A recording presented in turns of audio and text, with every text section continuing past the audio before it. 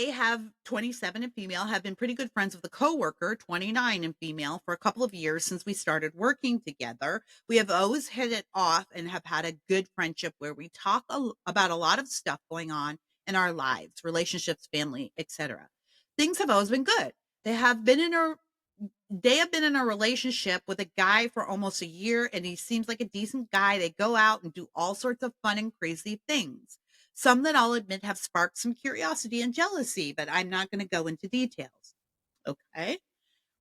Recently, she and I went out for drinks after work one night, and things began to venture into talk of S. She mentioned to me that her boyfriend finds me attractive and they were trying some new things. One sentence led to another, and before I knew it, I was invited to join them in bed. Flattering as it was, I would not be flattered. I decline. I have not been flattered. I declined, saying it wasn't for me. But it's been stuck in my head ever since. I feel like our friendship has changed and shifted to be some somewhat, I'm going to guess she meant uncomfortable. I can't really explain why, and I don't really know, but the invite and that crossing or blurring of a line feels like it damaged what we had. I feel awkward around her, and the dynamic seems to have shifted. I don't judge at all, but I just feel like the friendship we had isn't what we had. Am I the a-hole for wanting to pull back and not being as close to her after that invite I turned down? This actually is a really good letter. The topic is a little wonky, but it's a really good letter because, ladies, this is what I want to say. And this is what I would say to this letter writer. Stop ignoring your instincts. Stop ignoring your red flags. Okay? Your body, just the way that the letter writer's wife, like her body is telling her, I shouldn't be apart from my baby. This is wrong. Your body is telling you, in some respect, this is not a safe relationship, right? This is not a safe friendship. So that's your body trying to create some distance between you and this person. That doesn't mean you have to hate this person or you'll never, hang out at a party or go grab a drink after work. But the reason why you want to step back is because that is your subconscious telling you this person isn't safe for me. And no, of course, this person isn't safe for you. The most intimate relationship you have is with your significant other, right? This is a serious boyfriend. I mean, it's not marriage. I got my opinions about that, but whatever.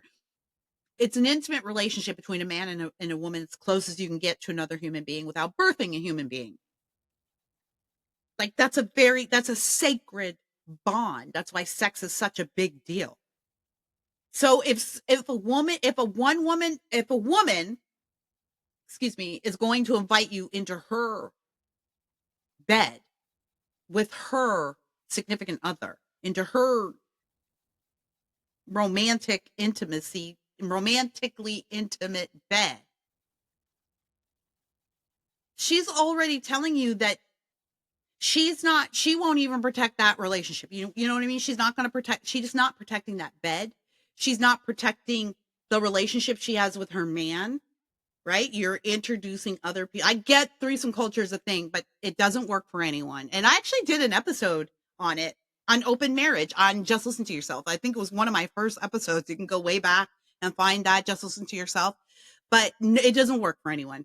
It doesn't. They say it does and it doesn't. And so you're sensing that she's not even going to keep her significant other safe. She's not keeping her, I don't want to call it a marriage bed, but her relationship bed safe.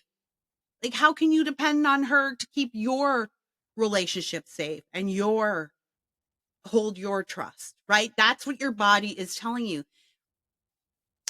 A woman who would bring another person voluntarily into the bed of her man cannot be trusted. That's not a safe woman.